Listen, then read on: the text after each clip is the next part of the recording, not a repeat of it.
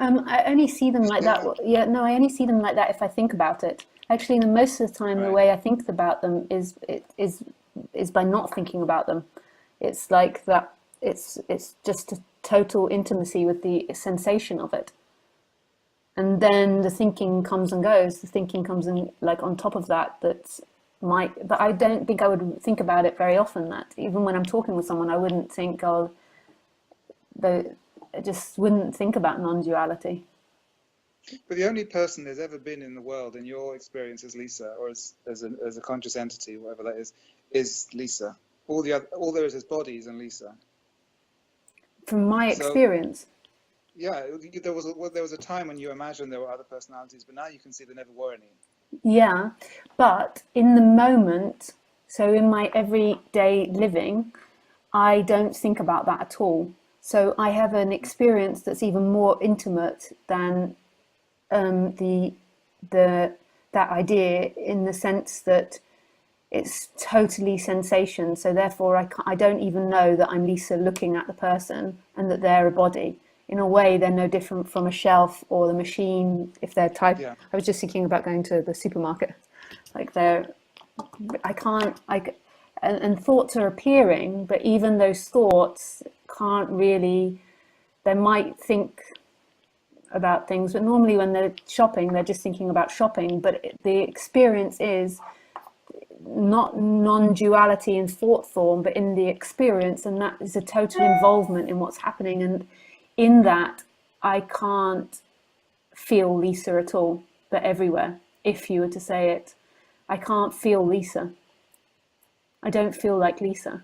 I feel like whatever is appearing in the most intimate form. And non-duality rarely comes up in my thoughts. Only yeah. when not even when I'm talking with you guys, but I rarely think about non-duality. If it's thinking, the thinkings are about which orange should I pick, even if that requires thinking, most probably doesn't. Or what aisle is grapefruit juice in. Yeah, it's just bits of helpful processing kind of Yeah. going on. So it's more the times that I think about it is most probably when I'm speaking with people and you ask me questions about those robots. Okay. Sorry to bring you into the gutter. Well, actually, I mean, you could say, like, sometimes I feel like I'm the biggest idiot there is alive, because it feels like you're drunk or you're stoned, you can't even remember who you are, and then somebody calls you or says something about you, and you're like, oh, hello, I am human. It doesn't even feel like I'm not human, it's just engrossed in everything that's happening. Okay. So it just doesn't have a person that feels like it's in relationship with it.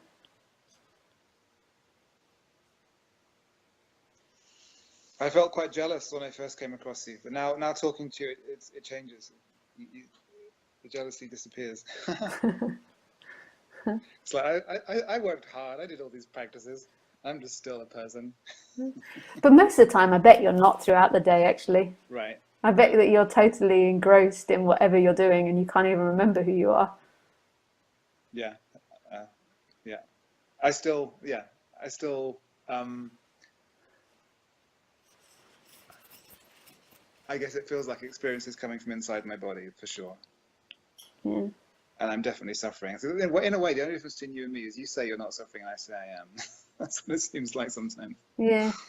I still experience pain and I know that. I and know that. still, Like, I get the distinction. yeah, and I still experience like difficult relationships or difficult Hmm. circumstances or arguments or all those sorts of things.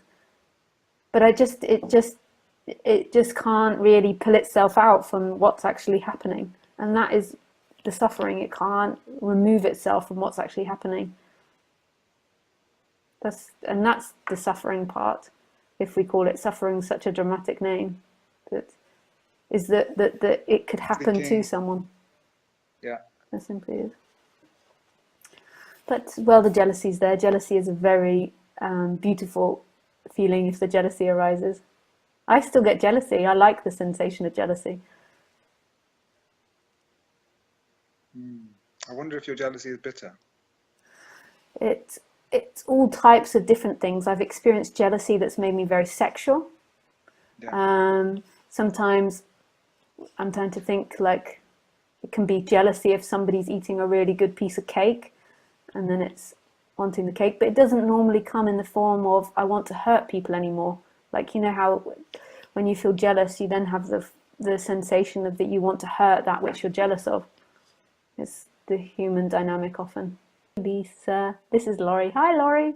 I'm not in Wi-Fi, so I don't think it'll work if you call me, but I need more clarification about what I'm experiencing when the body is gone. What is that? Hi, Ethan.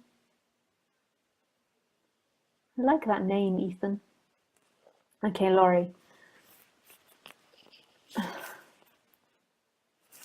It's hard to know. But if we go from behind of life, so you're having the experience of the emptiness, and so life is taking everything away, and all that's left is pure being. There is awakeness, but there is nothing that it's aware of. So there's no thinking, there's no idea, there's no sensation. It's just totally empty, and it's eternity because you can't even think about time. It's just present. There is just presence. But it's not, it's an experience because it's taken everything away. And the other side to life is the manifestation, which is love. And then eventually they both come together. And then one side of life is totally empty and there is nothing which is holding on to anything. And then the other side of life is totally full.